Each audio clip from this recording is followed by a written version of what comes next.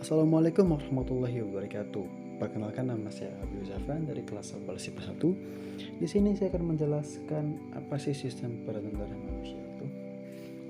Oke. Yang pertama, di sini kita akan membahas dua. Yang pertama, sistem peredaran darah kecil, yaitu peredaran darah ke paru, dan yang kedua ialah sistem peredaran darah besar, peredaran darah ke seluruh tubuh. Sebelum itu, apakah kalian tahu apa itu peredaran darah?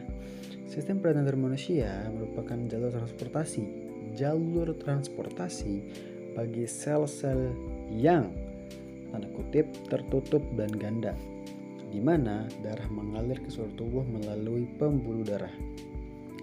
Di darah terdapat alat transportasi. Iya, ada dua nih. Yang pertama, pembuluh darah kecil atau kapiler, yang dimana jalur peredarannya pendek, disupport oleh pembuluh kapiler. Kemudian ada pembuluh darah besar, aorta, yang dimana jalur peredaran darah mengalir ke seluruh tubuh. Peredaran darah ini disupport atau didukung oleh aorta. Oke, apa sih peredaran darah kecil itu? Peredaran darah kecil adalah peredaran darah dari jantung ke paru-paru dan kembali ke jantung. Peredaran darah kecil juga sering disebut dengan peredaran darah pulmonal, yaitu peredaran darah paru-paru. Pulmonal berarti paru-paru. Sistem peredaran darah kecil bermula saat darah di bilik kanan jantung yang rendah oksigen dipompa oleh arteri pulmonalis. Pada sistem peredaran darah, karbon dioksida yang ada di dalam darah dilepaskan ke saluran paru dan akan keluar saat kita membuang nafas. Di sini saya akan menjelaskan bagaimana sih mekanisme jalannya peredaran darah kecil atau pendek. Yang pertama, kita bisa melihat, pertama, darah berawal dari bilik kanan jantung di sini. Kemudian dia akan dibawa ke arteri pulmonalis di biru ini. Setelah itu dia dibawa ke paru-paru. Dibawa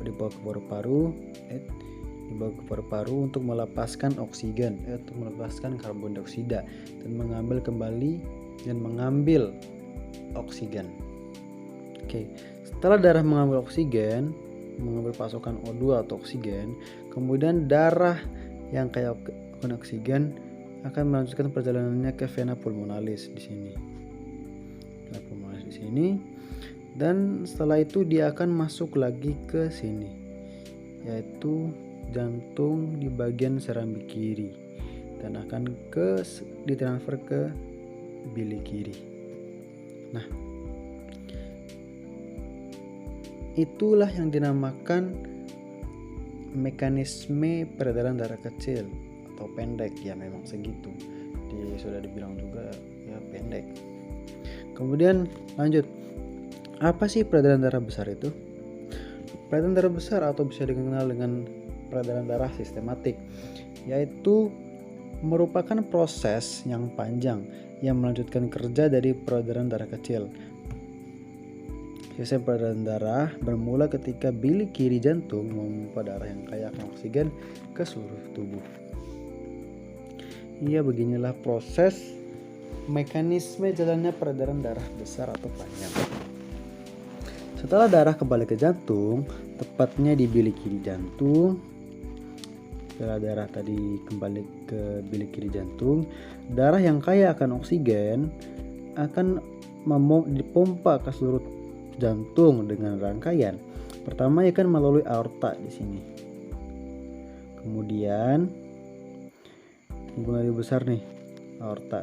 Kemudian menuju ke arteri, pembuluh nadi yang lebih kecil. Di sini akan ke arteri pembuluh yang lebih kecil. Kemudian setelah arteri dia akan dibawa ke pembuluh kapiler, yaitu saluran yang lebih kecil lagi. Dan pembuluh kapiler lah yang menjadi perantara saluran peredaran darah dengan sel. Setelah darah diterima oleh sel, ia bertukar dengan karbon dioksida hasil respirasi dari sel tersebut. Kemudian darah yang kaya akan CO2 setelah diterima oleh sel tadi, oleh darah tadi, dia akan menuju ke vena, kemudian menuju ke vena cava. Kemudian setelah itu darah akan masuk kembali ke jantung di serambik kanan atau atrium kanan dan ditransfer lagi ke ventrikel kanan. Seperti itulah mekanisme jalannya peredaran darah panjang. Jadi kita bisa disimpulkan bahwa darah yang dipompa keluar dari jantung akan kembali ke jantung melalui jalurnya masing-masing. Oke, sampai situlah yang bisa saya sampaikan. Mohon maaf apabila ada kekurangan. Pasti ada kekurangan. Kekurangan hanya datang di saya dan kelebihan hanya dari Allah Subhanahu wa taala. Jadi segitu saja yang bisa sampaikan. Wassalamualaikum warahmatullahi wabarakatuh.